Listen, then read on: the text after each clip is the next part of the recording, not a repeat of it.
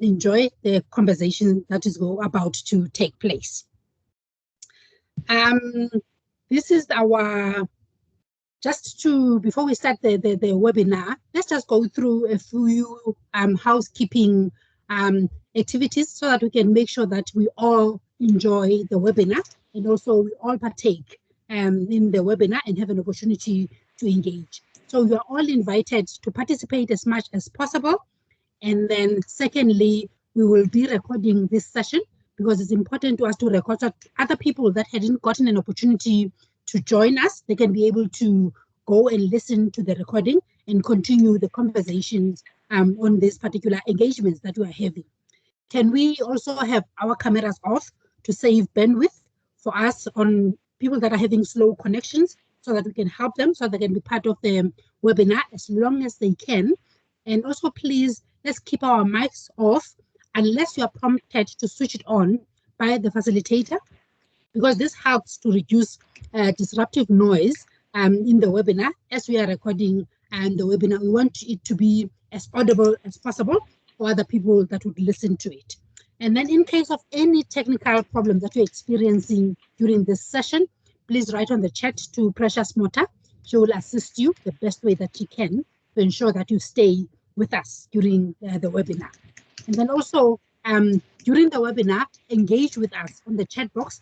Charity will be managing the chat box for us so that you, when you have thoughts in your mind at that point, just put them on the chat so that we can, bring those conversations from the chat to the bigger discussion.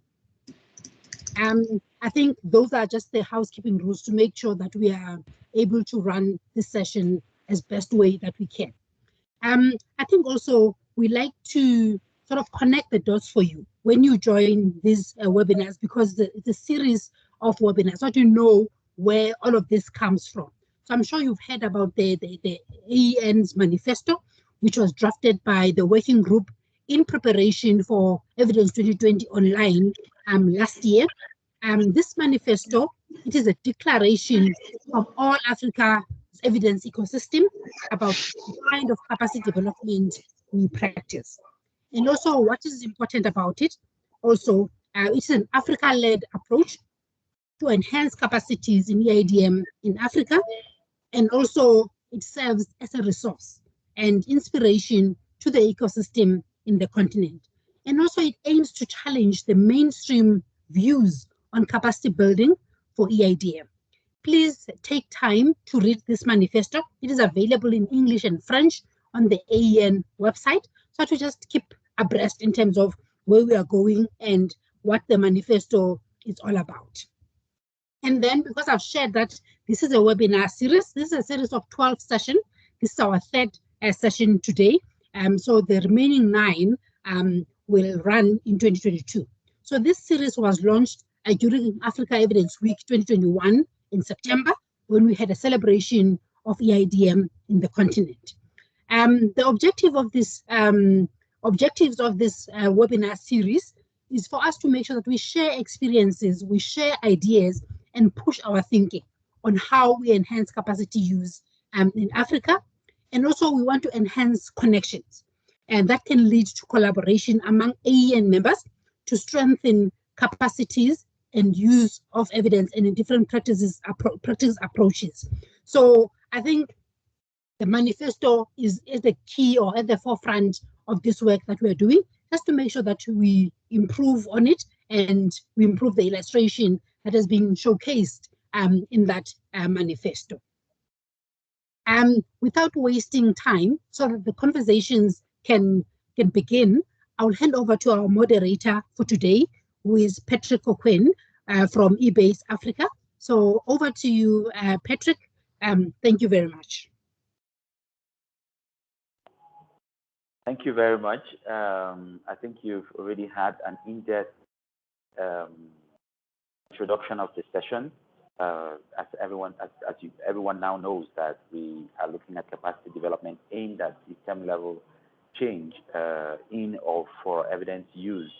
And as she just mentioned, this is supposed to help create collaborations, networking across different actors in the African region.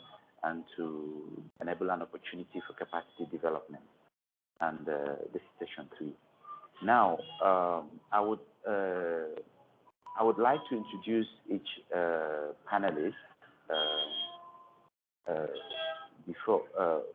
each panelist, and before we go on to listen to their talk.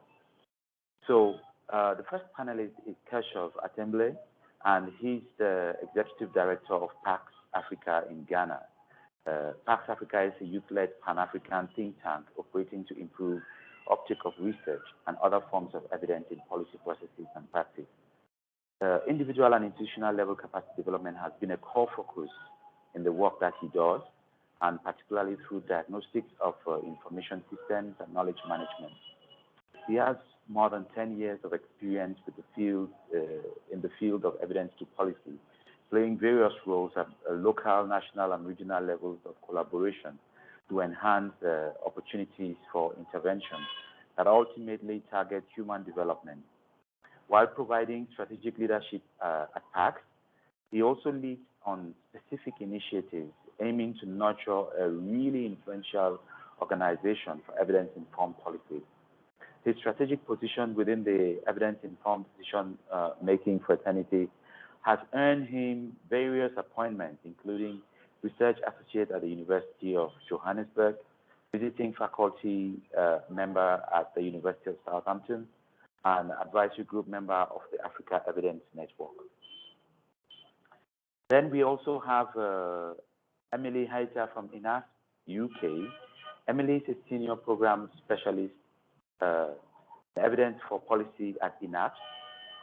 INASP is International Network for Advancement of Science to Policy. INASP works to strengthen capacity in research and evidence systems in the Global South. She leads INASP EIDM strand of work, and her project experiences include leading INASP for the strengthening of evidence for development impact study project funded by FCDO.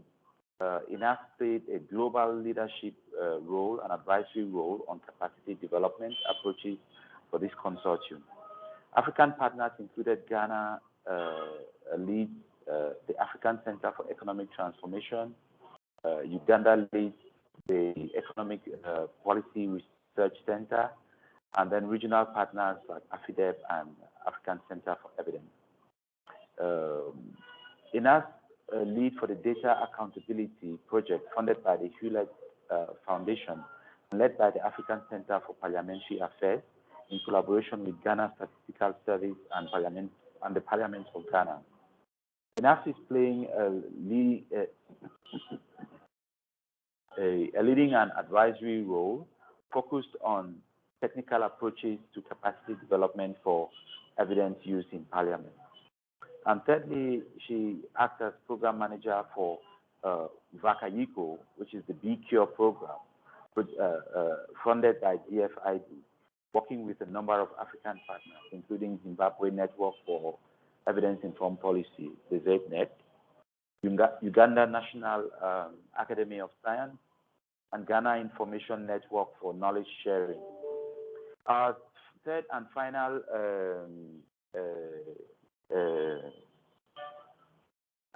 presenter is Ruth Stewart, and she is with Peers South Africa. Ruth is the director of the Africa Center for Evidence at the University of Johannesburg and chairperson of the Africa Evidence Network.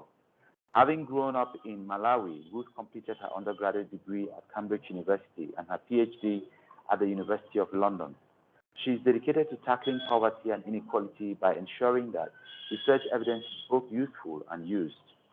The Africa Center for Evidence advances the art and science of evidence use, supports evidence capacities across the continent, facilitates evidence communities, and produces evidence bases to inform decisions.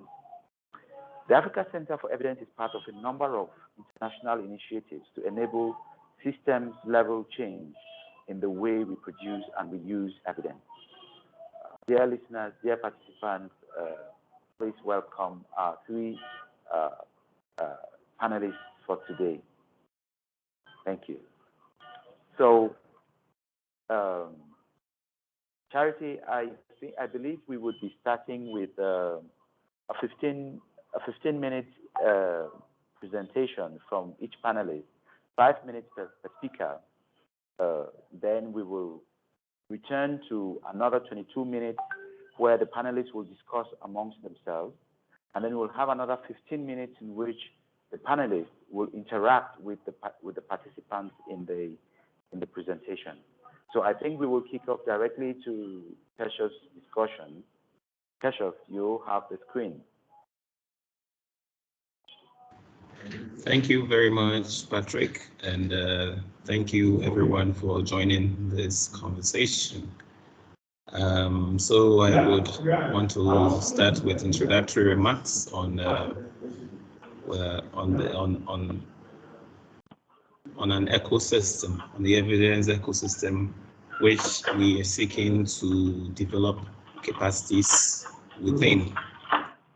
And when we talk about the ecosystem, I believe most of us here already may have been privy to that concept, which looks at basically different actors interacting from a producer perspective, from a user perspective, and what we sometimes call as intermediary organizations or actors. Intermediaries basically roles, vital roles to make sure that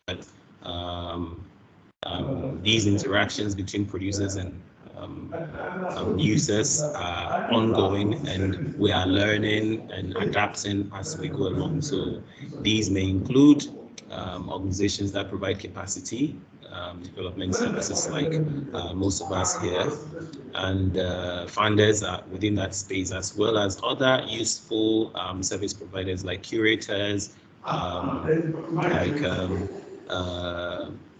quality assurance service providers, and quite a nuanced set of other actors like that.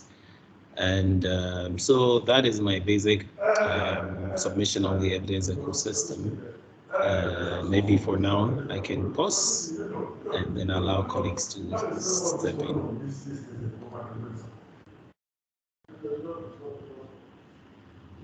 Thank you, Kirchuff. Emily, you have the screen. Thank you very much. Thank you for having me in this discussion today. I just wanted to share 3 points that I think are critical to talking about evidence system, just by way of introduction, and a couple of examples from our work.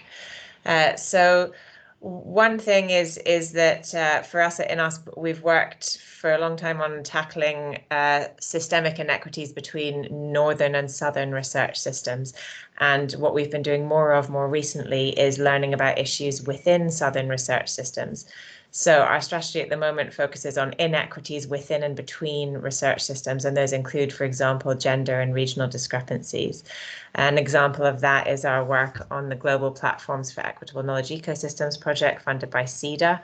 I'll put some links in the chat window for anyone who's interested in reading more about these. But that project, we're partnering with the Uganda National Council for Science and Technology and the Ethiopian Academy of Sciences, and aiming to address systemic inequities within those national research systems. An example of that, for example, is the Uganda Gender Alliance network, which has been founded under the auspices of UNCST in Uganda. So that's one thing. For us, it's northern and southern research systems, and also within and between the very diverse research systems that we're working in. A second thing is that knowledge systems for us are very much about both supply and demand, and I know that's a feeling that's shared by many other members of the AEN. So we work both with researchers and other evidence producers through, for example, the AuthorAid network, which is a global network of about 20,000, just over 20,000 researchers around the world. But we also work, and I particularly have worked more on the demand side, so with evidence users, mainly in policymaking organizations. And one of the tools that we have used to understand that demand side and the role that it plays in systems is the Context Matters framework, which we piloted back in 2018 with the Ghana Environmental Protection Agency, with Kirchuffs and others. And we used most recently in the SEDI project in partnership with EPRC and the Office of the Prime Minister in Uganda. So we have really tried in our work to understand both the supply side and the demand side of this system.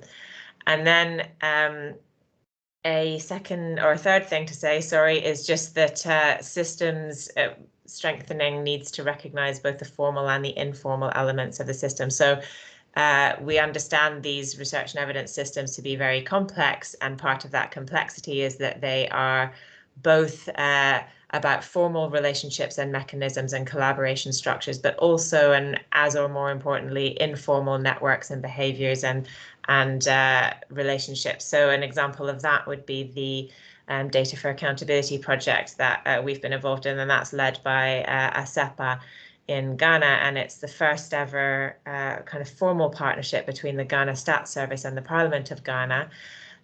It's just been extended for another 3 years, and what we have found in our learning so far is something that I'm sure many will recognize, which is that that formal partnership is enabled and facilitated by a whole host of informal cultural, behavioral, political relationships and collaborations that are going on in the background within and kind of around those formal mechanisms. So the kind of collaboration that we want to strengthen when we're doing capacity development in research systems is not only about formal things like MOUs and inviting people to sit on different committees or structures, but also those informal elements.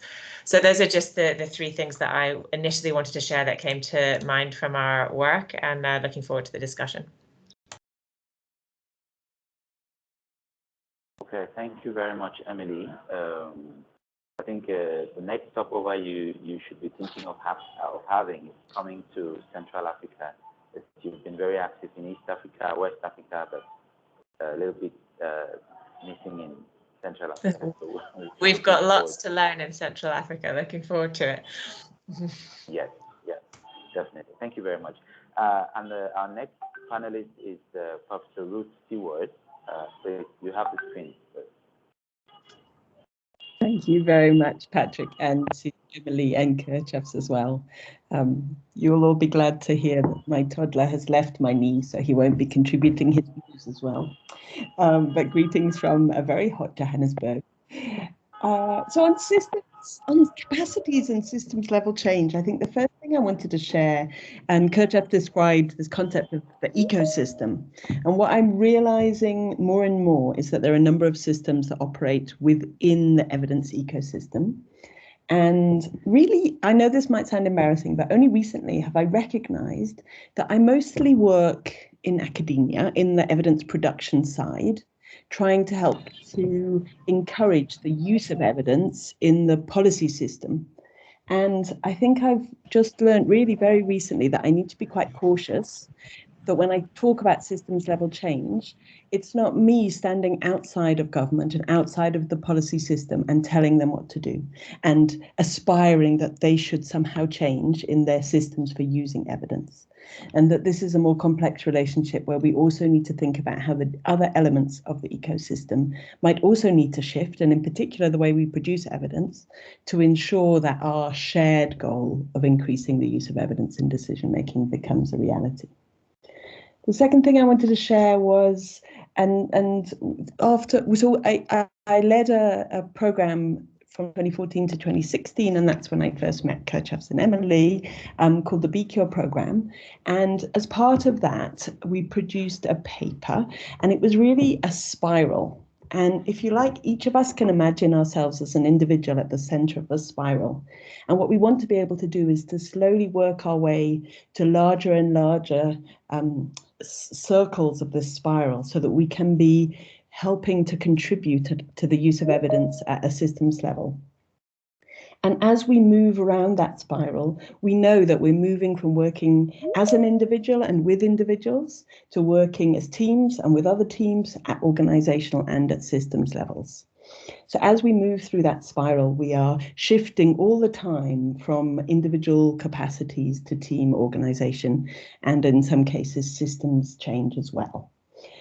So that was my second reflection. And my third reflection was really around how do we, as a community, support change, capacity change at the systems level. And since our BCure project, ACE has grown enormously. We've realized we need better systems and that we need to think better about the systems we work in. We're now part of a big international program called the Partnership for Evidence and Equity in Responsive Social Systems. And we're working as peers across 13 different countries and trying to learn across the partnership about systems level change. And what I think, and some of you who know ACE's work will recognize this, what I think we have to combine in building capacity and supporting capacity of ourselves and our own pieces in the ecosystem and across the ecosystem as a whole is to think about the art and science of evidence use. How do we understand the ecosystem and how best to support evidence? And I was part of a WHO session yesterday where somebody suggested, and I thought this too when I first started on the BCure project, the first thing you need to do is an assessment of the situation, and then you can move on. Well, I've been trying to assess the situation for at least 10 years, and I'm still learning.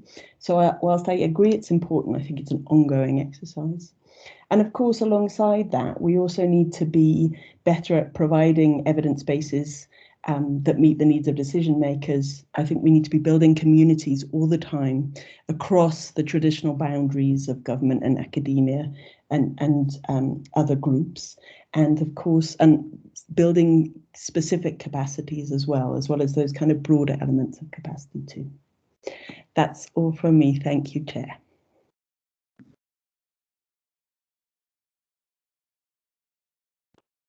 Okay, thank you very much, Ruth. Very interesting initial comments there.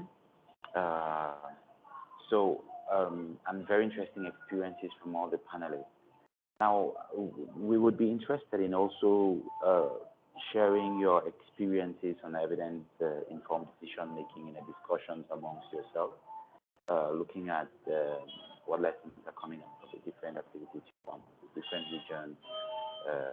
We want this to be interactive between the three of you before the audience will come on to interact with you. So the screen is open. I think anyone can take a shot. Or should we take Kirchuffs? Would you want to kick off?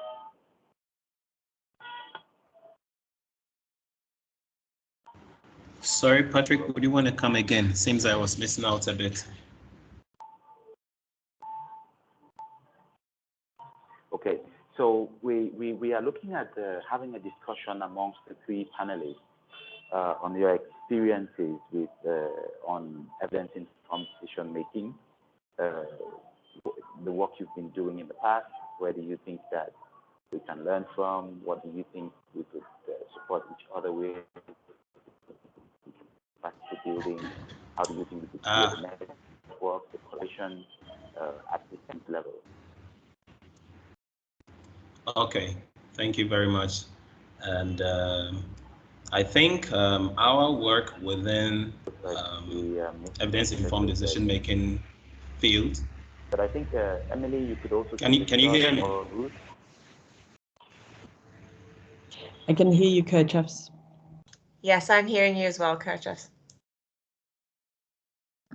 There seem to be breakages. Is it from my side?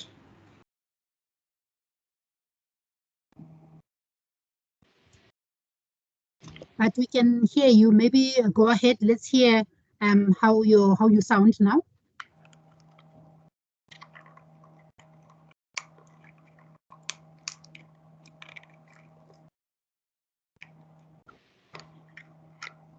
Could just maybe check? I wonder, it seems like your mic is off at the moment.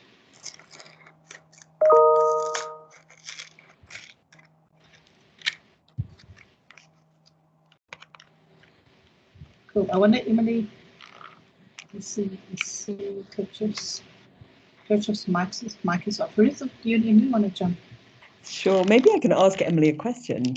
Emily, you're talking about working with the research system and kind of improving the evidence production system through your work at INASP, and I was wondering to what extent you feel that the research production capacity system, the capacity in the system for research production, is shifting. I think for a while, we met in BCure. For a while, we've been focusing on building capacity to use research evidence, and I wondered if you could reflect on the differences there, because I'm really interested to hear some more. Sure, yes, I can give you an overview, and I can also link you or anybody else to my colleagues who work more closely on this. But I think it is changing. So INASP has worked with the Author Aid Network for a number of years now, which supports researchers in predominantly in low and middle income countries, but the network is not only of researchers in those countries, and have been aiming to support a number of areas of research production, such as academic writing, research communication, understanding the publishing and peer review process, and so on. And I think the way that has started to change for us is that we are understanding and tailoring that more to particular inequities that we're hearing are experienced by researchers in those contexts. And we have a survey that we did last year, and we're repeating this year, called the Voices of Early Career Researchers Survey, that basically aimed to understand some of those things, how this context is shifting on a very broad level, but also more particularly in some of the focus countries that we're working in. And that was, well, it was previously, had been planned to do last year. And then obviously there was a massive change in the context because of COVID. So it started to give us some idea of how the context was shifting because of COVID around research production capacity needs. And it should be interesting to see this year in the responses a little bit more in terms of how that's changing. So there will be a report coming out early next year to share what we've heard from researchers in the Author Aid network. But yeah, it's certainly something we've been working on for a while, but that we are also seeing shifting in response to COVID and other contextual changes.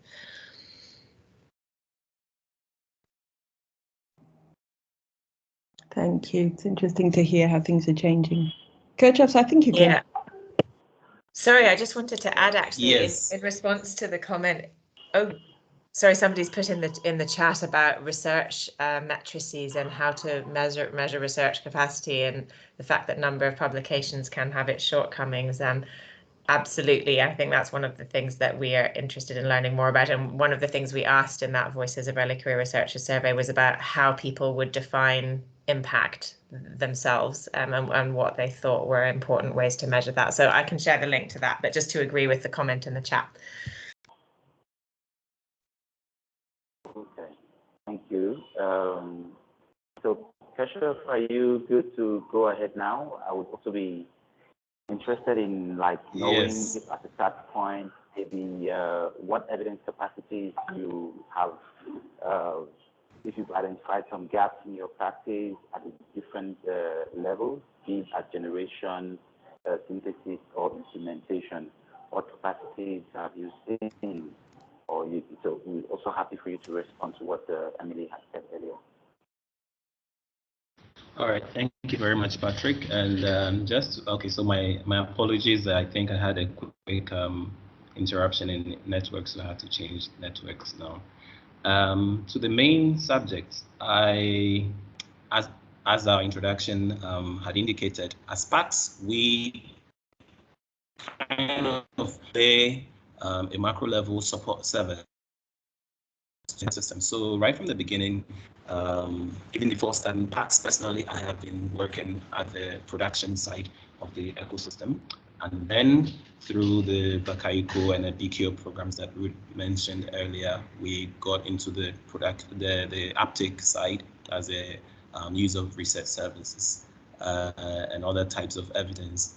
But I've noticed that very often such interventions have been focused at the national level, which recently we started doing some work at the sub-national level through collaborations we've had in country, like recent one with the CDD, that's the Center for Democratic Development, going to the district level, where the system as part of the decentralization process in Ghana, local assemblies are set up and institutionalized to take over development at the community level.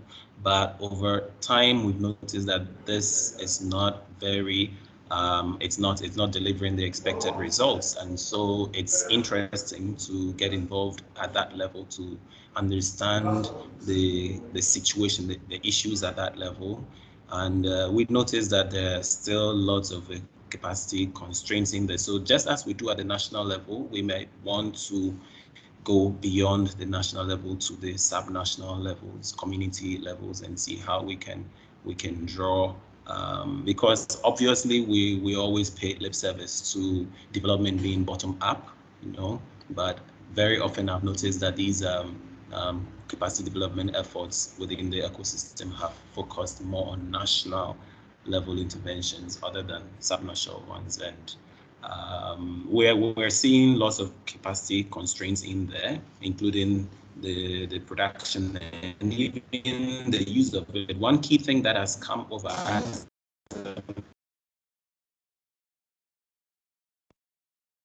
traveling up north in the country, doing some monitoring evaluation work for the projects that I'm providing support to. And one of the key things that have come up is the need to collaborate.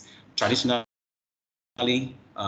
government agencies have sought to act as the sole, agents for development at the community level, and so civil society organizations have always been on the sidelines. And even amongst the government agencies at the subnational level, there seems to be very, very little, if any, kind of collaboration. And so when development plans, for instance, are being prepared, we have the coordinating units working, trying to get data from the different agencies at that level to feed into the planning process. And these agencies, the decentralized government agencies, seem to report more to their national level, ministries and departments, but very hardly do they supply, or respond to the needs, the data and evidence needs at the subnational level. So through this intervention, we're beginning to learn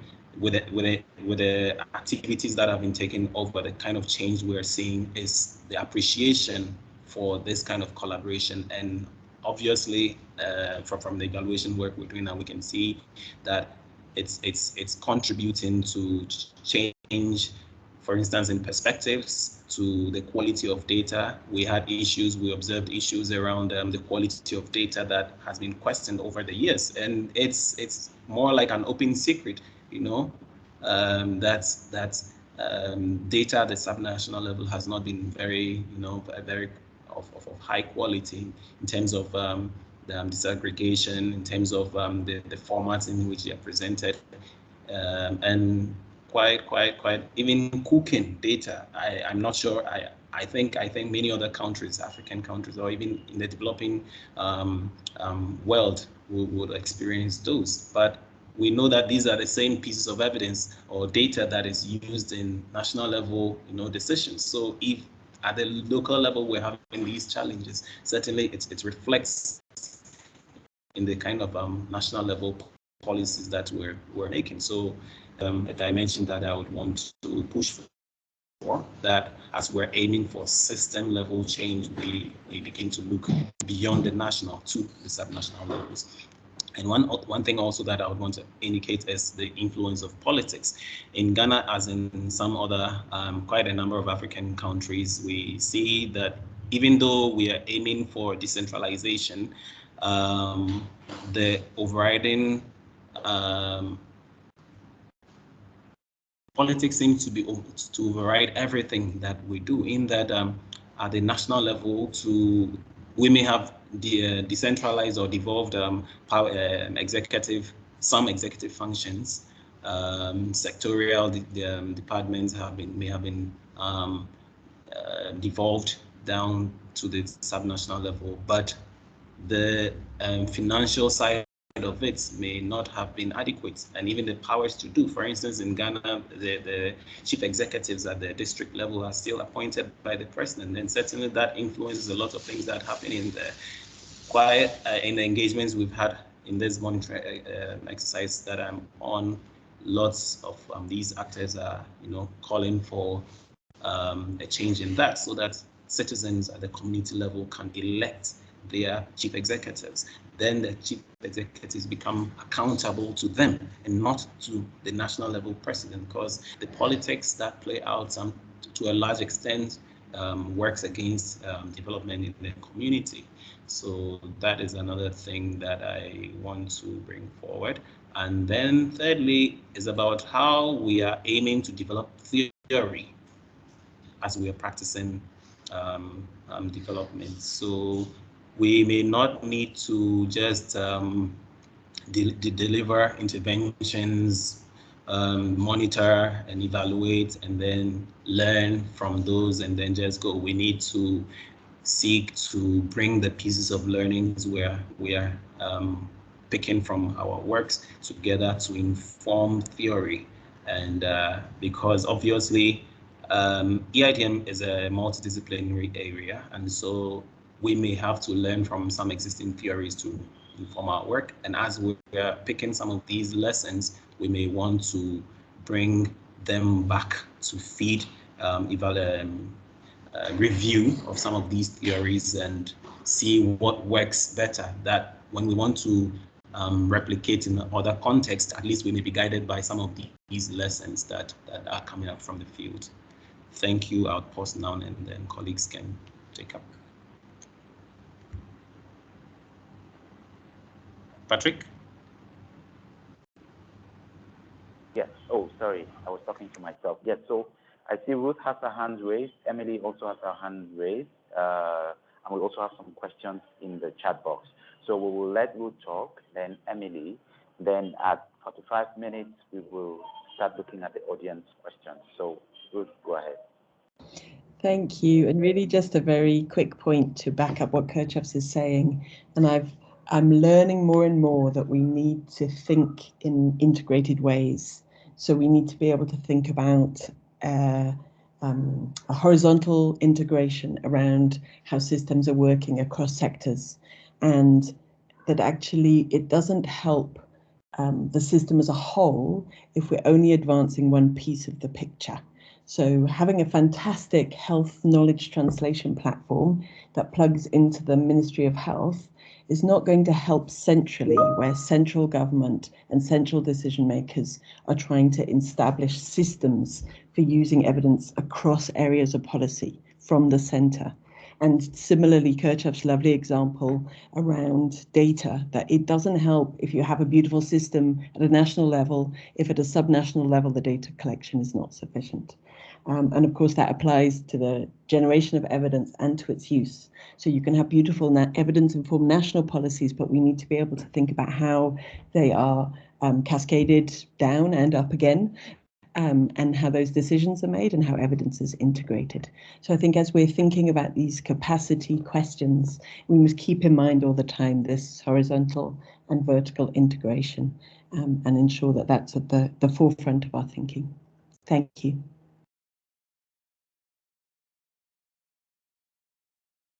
Okay, thank you, Ruth.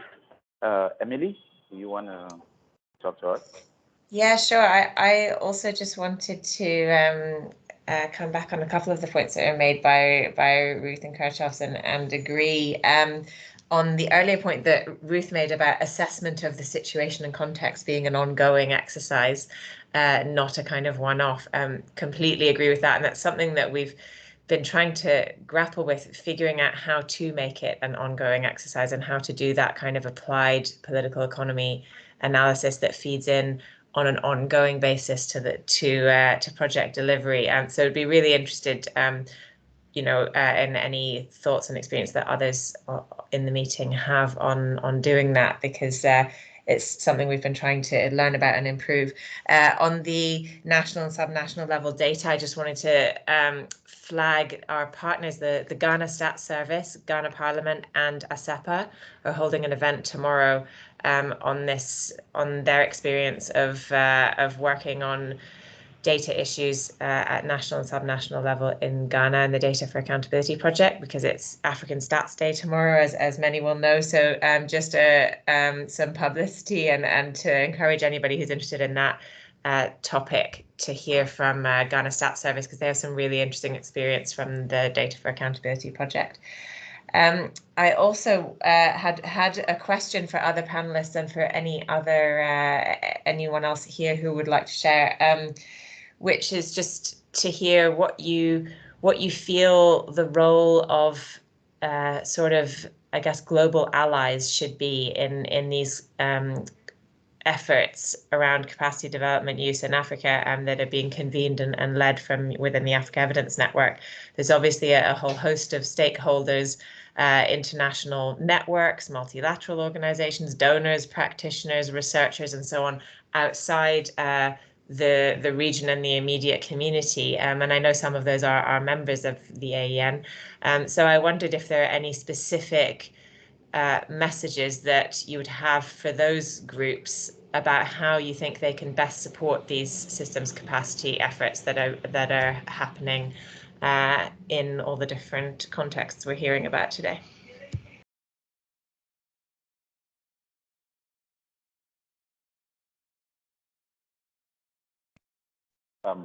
If the other panelists would like to speak to that, please feel free and just jump in.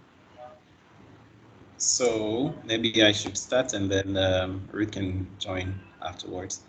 I'll take on the issue around the role of global actors. Certainly very important, and right from the beginning, I have the different interventions that I have been part of has had partners from the global north, and Emily is one of those that with INASP, we've worked with. At the moment, we've had the University of Southampton in one of our partnerships. That's from the UK. So it's not, we shouldn't see these partnerships just as depend or needing funding, okay? Because capacity development, it goes beyond just funding. There's still lots of competencies that need to be developed.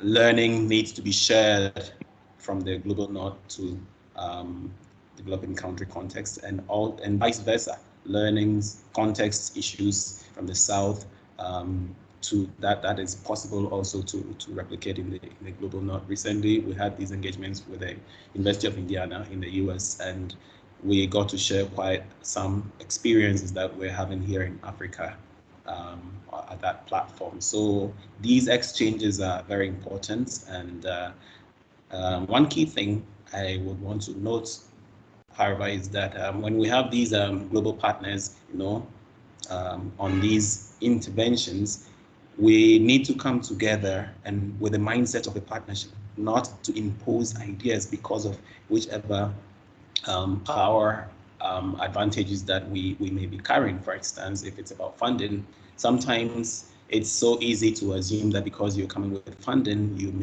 you have a dominant position in the partnership, which is, it doesn't work for the initiatives that we're working on.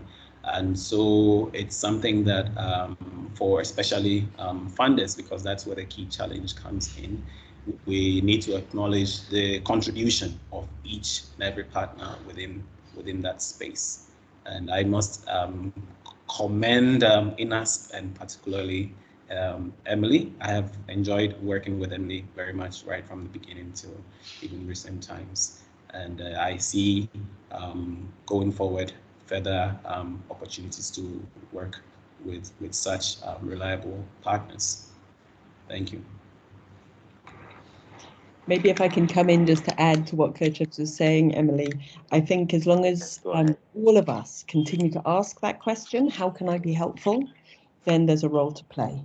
And I think, I have had varied experiences working as an insider or an outsider, as a foreigner, as an immigrant, and sometimes funded by international donors, sometimes funded locally, even by government here in South Africa to do specific work. And I think it's always important to understand the position that we bring, the assumptions that are made about who we are and what we might have to share, and to keep asking and listening what can we do. Thank you. Okay, thank you very much, Ruth. And I think we would now go on to the comments from the chat box. There are several comments in the chat box. But before we go on to that, I would like to quickly ask for one or two panelists to touch base on two aspects that I'm actually keen on: responsibility and funding. From my experience, what I've come to understand is that there is responsibility and there is funding. And in my context, sometimes these are different. Responsibility, sometimes we expect this from the policymakers, from the government, but sometimes because this concept is new, or we are presenting the concept to them in a way they do not understand, putting their money there is not exactly the thing. And so we may need funding from a funder to stimulate the policymaker to come on board. So what are your thoughts on responsibility and funding in the African context? Should we push for the government to fund and be responsible for the capacity development, or should we continue the approach we are doing? Do we have from one or two people? Do you want to take on that? Emily?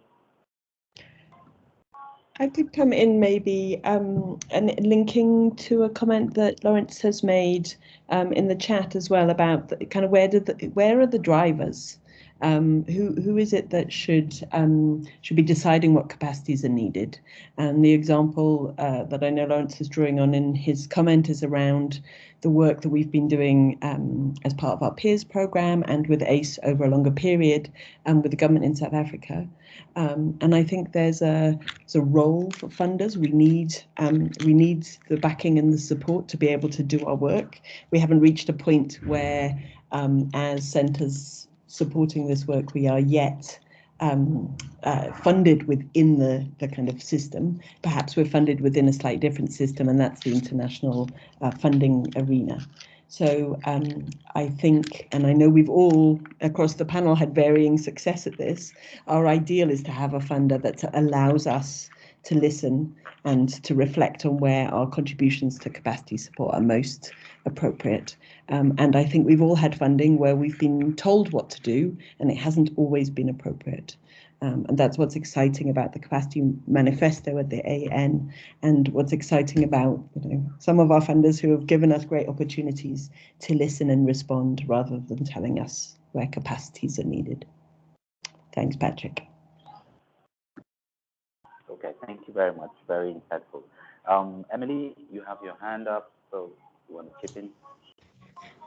Yeah, I also wanted to hopefully link it to one of the questions in the chat. So just to say with respect to Ruth's comment, we absolutely share that experience and would recognise the situation Ruth described. So for that reason, I think I am sometimes wary of the kinds of relationships and incentives that funding can create, although obviously it is necessary and can be a huge catalyst and can be really helpful to drive these kinds of things. But I think one thing to note is that, I mean, some of the most innovative and interesting leadership and championing of evidence use that I've seen in some of our project work through some of our project work at INASP has been initiatives that didn't have direct funding attached. So, for example, Kenya's Evidence-Informed Policy Caucus, I think, was begun under some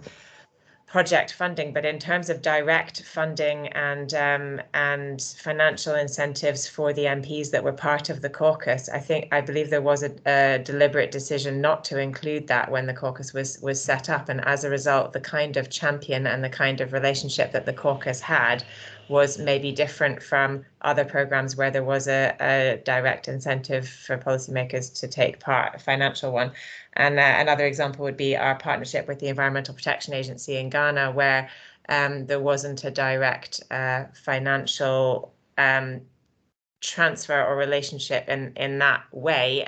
We managed to to find a partnership that was built on mutual interest and mutual commitment and drive for that topic. So I think sometimes the most interesting things can be found when you don't have that element in there, although it obviously plays an important role in other places.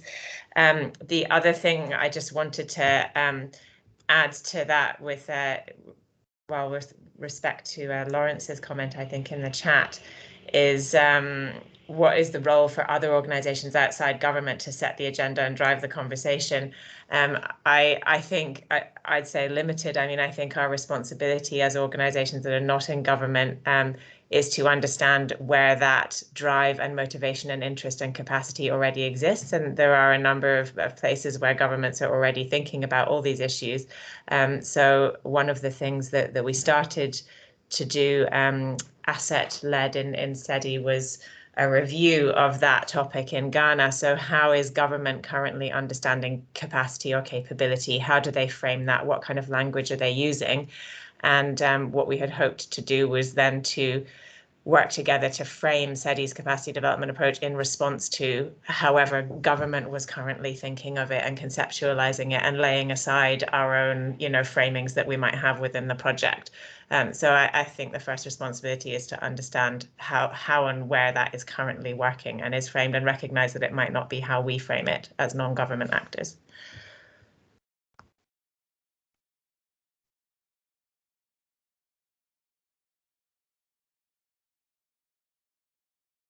Patrick?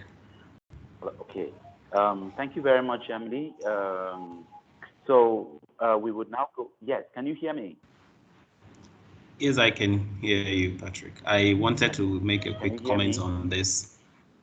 Okay. Yes, I can hear. Yeah, I just wanted to make a quick comment on the issue of funding before we proceed. Yeah, and so very often in our let me say African countries and extended to the developing world, governments have seemed to stretch their funding a lot, by the different responsibilities that they take up.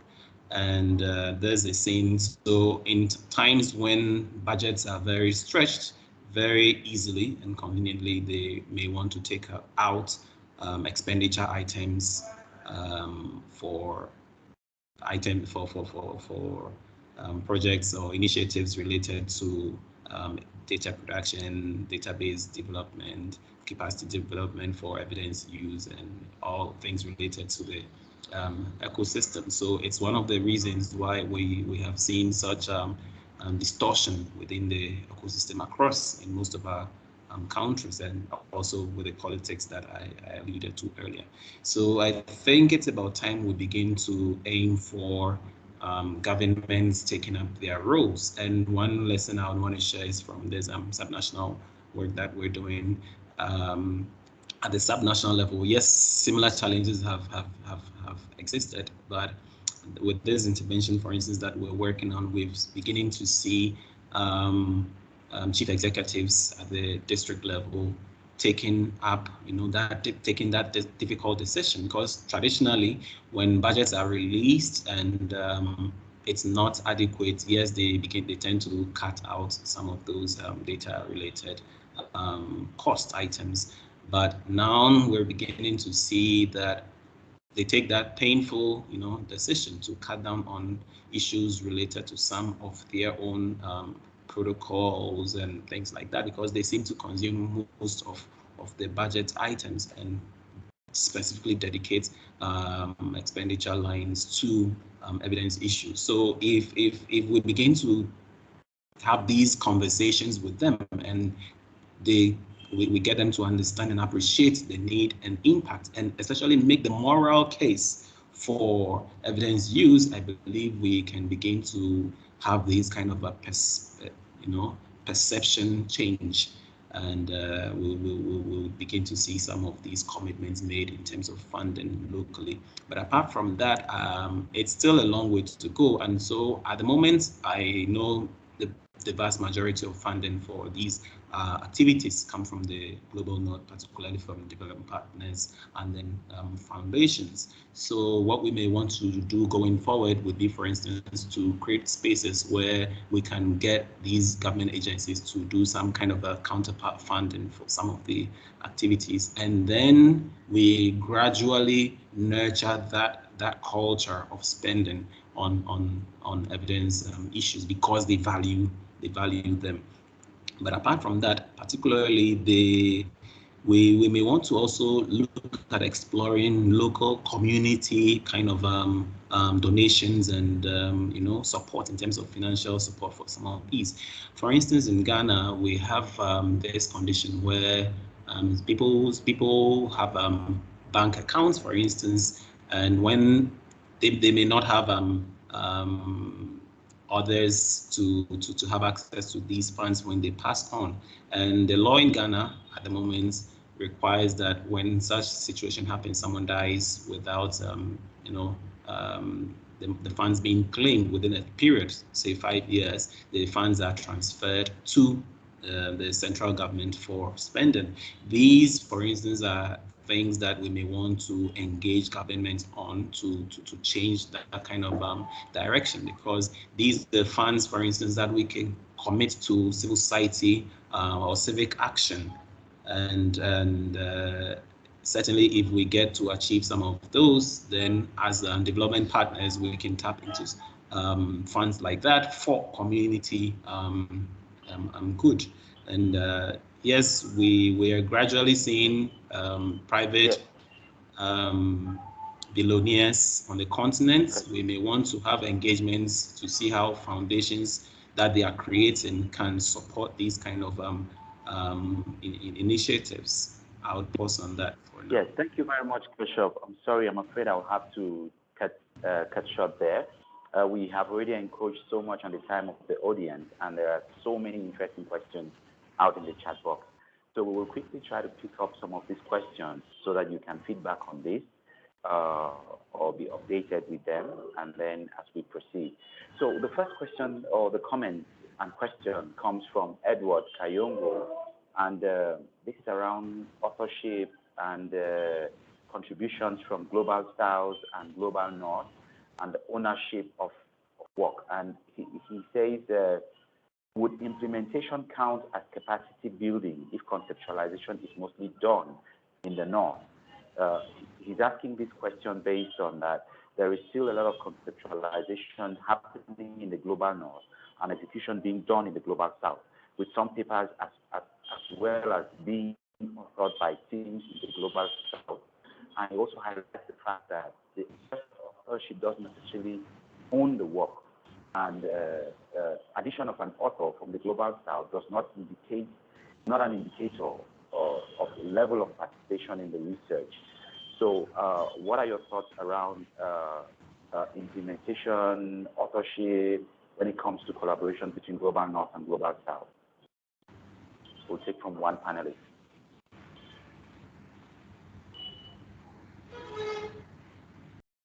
Maybe Ruth. Thanks, Kirchuffs. I think sometimes I'm a bit of an embodiment of exactly this kind of collaboration, having grown up in Africa and trained in the UK and then come back to this part of the world. That I think it's true with all partnerships, right? That it's really important that there's a shared understanding and a shared goal, and that it's a genuine partnership. And I think there's real challenges when there's a power imbalance, and even varying experiences at varying tasks can result in power imbalances. And I would agree with the comment that Edward put around, some of the challenges around authorship, some of the challenges around top down. And I think, Kirchuffs, you already made some nice comments about the importance of engaging at all levels. I know, Patrick, your work includes a lot of this as well, around making sure that we're not just thinking even within a country at national level engagement, and certainly not internationally at a kind of only a top-down model, that we think about how to build genuine partnerships. And I think that's something actually that AEN is very good at, and so many people on this webinar have been heavily investing in. Thank you, Patrick.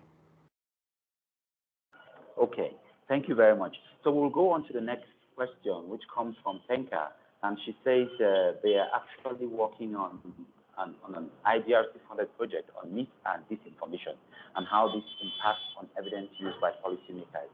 And she would like to know if the panelists think that capacity development for policymakers to tackle misinformation and disinformation should be a priority, and how can this be addressed based on your experiences? Thank you.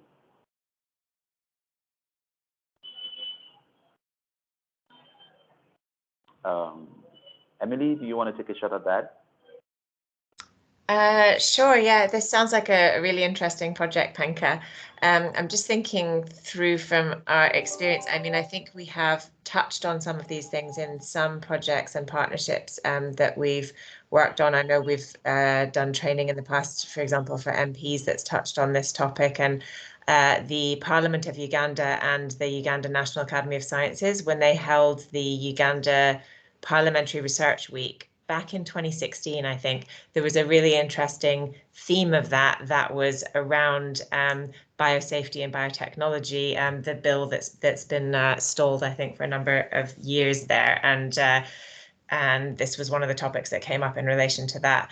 I suppose my quick first reaction on that would be that, as with any other capacity development topic around evidence use, there's probably going to be some kind of level that's about skills and knowledge, but also there's going to be some systemic issues around that, both kind of hard organizational structural things and maybe softer issues as well around trust in research and data and evidence. And so I guess my first thing would be, yes, I think capacity development for policymakers is something that could target that topic, but not only for policymakers as individuals, but also capacity development that looks at systems and organizations and some of those kind of more difficult to unpick issues around behaviors and relationships. So quickly, I think I would want to add up to what Emily has just submitted, to say that an issue like misinformation or disinformation is not a one-sided thing. Very often it is a demonstration of break in trust, and Emily pointed that out rightly. And so when we're thinking of addressing these kind of issues, instead of focusing on or exclusively on the citizens and generally citizens, we might want to blend that with government agencies so that decisions taken are informed by the existing concerns of people.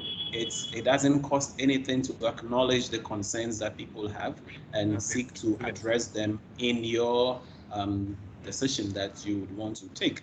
And then engagement with citizens, regular engagements, with citizens, will gradually address some of these concerns. It's interesting, this subject, because I have a paper coming out, an article coming out in the Conversations that touches on this, the experience that we had with the management of COVID in Ghana, and certainly we would want to share that. Thank you. But the other whatever person is called allow what? Okay, thank you very much, Kirchuffs. There is one last question I would really want us to look at before we go. Kirchuffs, this question is directed to you. But before then,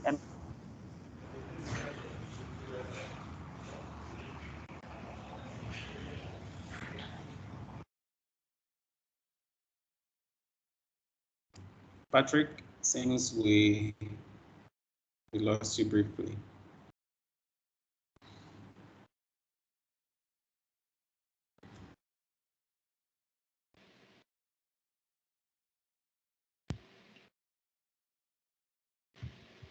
I think we lost him. I'm not sure. Charity, are there any other questions on the chat? So, yes, I believe the question that Patrick wanted to direct at me is the one from Lawrence. And yes, I acknowledge that situation, that government we have government agencies that are supposed to be doing capacity development, and being government agencies, they should, kind of be conscious, or they should have that capacity to understand the needs of government and then fuse that with the practice of evidence production and all that. But very often in the practice so far we've had, I've seen that these agencies have been focused more on supplying administrative skills for government agencies and not much of the core technical competencies for evidence-informed decision making. So it's through some of these engagements we've been having with them, we are helping. So as intermediary organizations providing capacity support, we work with them to enhance their own competencies, because certainly as external actors, external to government, we're not able to take up that full role. But if there are these government agencies, schools of, government secretariats, civil service training schools and institutions like that, then we might as well help them, because they are budgeted for. And so if we help them with the necessary competencies to undertake some of these capacity development things, it certainly adds up to the what we are aiming for. Thank you. Okay, sorry there, I was cut off by network. But I would also like to ask the panelists to look at the chat box and try to respond for the interest of time, since we cannot proceed with all the questions. What I would want us to look at now is generally for the panelists, what are your thoughts on all these discussions that we are having? We've been looking at how collaborations are happening and that there is need for more to be done, how we need to listen to policymakers, the capacity needs, etc.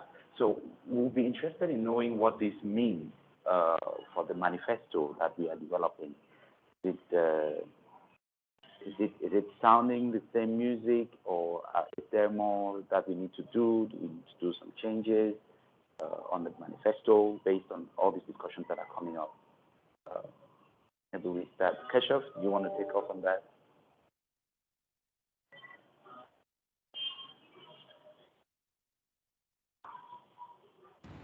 We have a hand raised. Yeah, so maybe I can allow Karina to go before Karina, I come. go ahead. I think my question probably relates to Patrick's around the manifesto, just slightly phrased differently. I'm just wondering, when we talk capacity development that's aimed kind of at system level change, I have an interest to know, does that require different kinds of capacities that we should hold if we aim? So is there a different kind of valuing or a different kind of skill that I need if I want to engage in capacity development that really brings about the systemic changes that we talk about? So it's just, is there anything different you think? So it's kind of also oriented to the kind of, whether it is training, workshops, whatever the tools we use, how does, do we continue along the same things, or is there something different that's required, both in terms of the capacities that we hold, but also how we do that? Thanks, Patrick. Okay, thank you. Will any panelists want to respond to that? Yeah, sure. I can respond to that one, or at least or start. I think it's a really interesting and important question, Karina. And I think a couple of things have been mentioned already by Ruth. One part about the systems thinking and being able to not only work on one part, but having this kind of systems thinking skills that allow us to see the whole picture, and also to work on different parts of it at the same time. And I don't know if Ruth would agree with my paraphrase of it there, but I took from that the importance of systems thinking in this approach. And I think that is one skill. Also understanding the context, because if you want to be able to work at the systems level, you do need to have some ways of understanding and engaging with the kinds of politics that we've been talking about, and the differences between national and subnational evidence systems, for example. So I think working at systems level does sort of require us to be good at understanding the context on an ongoing basis and feeding that into what the project is doing. And then one other thing that I would just add is a kind of awareness and an understanding of equity issues within those systems, being able to spot and understand and look out for the voices or the perspectives or the experiences that are not being heard, because sometimes we can have a system where producers and users of evidence are all working very well together, but then it's a particular dominant voice or group or perspective within those that is coming out. So I think capacity, strengthening our own capacity and understanding inequities like gender and other factors would also be important. Okay, thank you very much. Kirchuffs, did you want to say something? How does all of this also speak to the manifesto? I understand you did quite a lot of work in putting together this manifesto. So maybe you tell us how you can speak to it. Thank you. Yes, so I think very often we have sought to try to help government agencies to address these teething concerns within the ecosystem. But we noticed that what I'm noticing in recent times is that sometimes there are also endemic conditions. For instance, Emily alluded to gender inequalities. For instance, if in a government agency, majority of the officers are predominantly, I mean, the agency officers are predominantly male, how do we address an issue of gender imbalance? It becomes difficult. So these are concerns that we might need to, engagements that we might need to have with government agencies, so that we begin to gradually address some of these things through the conversations we are having. The politics that we spoke about. So we, in trying to develop capacities, taking a system approach, we might not need to limit ourselves to individual, level capacities only, and maybe organizational as well. But there are a few system-related issues that we may want to aim at. It's especially for system-related challenges. They are very, very difficult to do. But I believe with engagements and some kind of support on activism, we should be able to address some of these concerns that will ultimately help us, realize the kind of change that we're aiming at. For instance, the gender imbalances within the service is the example I cited earlier. We could look at the kind of politics, for instance, in a subnational system, for instance, where it's a president that appoints chief executive. Certainly, it affects the kind of work that we will be doing. And if the people are demanding for their chief executives to be elected by themselves, then this is a kind of conversation that we may want to bring in as well. The education, the quality of education within the system, in the country as a whole is equally an important one. Today in Ghana, there is going to be a budget presentation in Parliament, and we have some media houses engaging citizens on their expectations and perspectives on some of these. Openness of the media is very much important to address some of these. And the research system as well. How is the research system operating? At the moment in Ghana, it looks like government basically pays research institution, staff of these research institutions, but in terms of operations, they would have to scramble for projects, and when projects are being chased, the time to do that, and even you realize that it becomes oriented towards Western, or Northern-led kind of research that is undertaken. And that certainly may not be meeting the needs of our own people. Thank you. Okay, thank you very much, Kirchuffs. And with that, we would round up the session, and we will hand it over to Siziwe to give the closing remarks. Thank you very much, Patrick, for moderating the session, and also thank you to our panelists for the great discussion that have just taken place now. Just to say in closing, the recording for the webinar and the blog for this session will be published to ensure that the engagement are continuing on LinkedIn. And I think the team also has shared the link for you to follow us on LinkedIn so that you can follow these discussions. So I think because of time, I know that maybe there are some of the questions that were not addressed during the session. So maybe those questions will take them to the discussion on LinkedIn just to continue that engagement there as well. And then just to say, our next webinar will be in January, the 19th in 2022. The title of the webinar will be to exploring relationships and partnership for enhancing capacities for EIDM in Africa. So we're looking forward to this session as well that continues in terms of the series of the webinar. So I would like to take this opportunity then to thank all the participants that have joined the session with us. And thank you again to the moderator. Thank you to all the panelists for this engagement. Thank you to the AEN and the AEN team. Thank you so much for joining us during this session. We'll meet again on LinkedIn to continue these conversations. Thank you very much, everybody. This is a wrap. Thanks all.